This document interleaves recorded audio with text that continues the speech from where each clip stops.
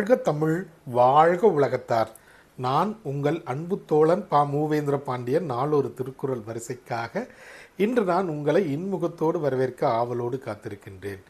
இன்றைய தினத்தில் நாம் பொருட்பாலில் 71வது அதிகாரமாக உள்ள குறிப்பறிதல் என்ற அதிகார தலைப்பின் கீழ் அமையப்பெற்ற 707வது திருக்குறளை பற்றி அறிய காத்திருக்கின்றோம். குறிப்பறிதல் என்பதற்கு ஒருவரின் உள்ள குறிப்பினை அறிந்து செயல்படுதல் என்ற பொருளில் இந்த அதிகாரத்தின் தலைப்பு அமையப்பெற்றுள்ளது. இப்பொழுது நாம் 707வது திருக்குறள் என்னவென்பதை கண்டு தெளிவடைவோம்.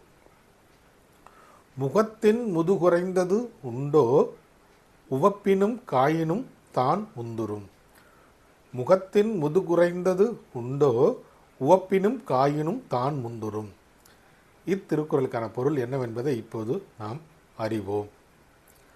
உள்ளத்திலுள்ள விருப்பு வெறுப்புகளை முன்கொண்டு முகம் காட்டி கொடுத்து விடுவதால் அந்த முகத்தினை போல் அறிவுமிக்கது உலகில் வேறொன்றும் இல்லை என்பது இத்திருக்குறளுக்கான பொருளாகும்.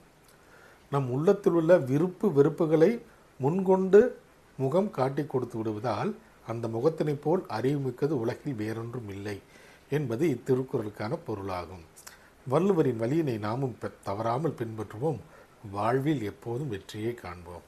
நன்றி, வணக்கம், ஜெய்ஹிந்த்.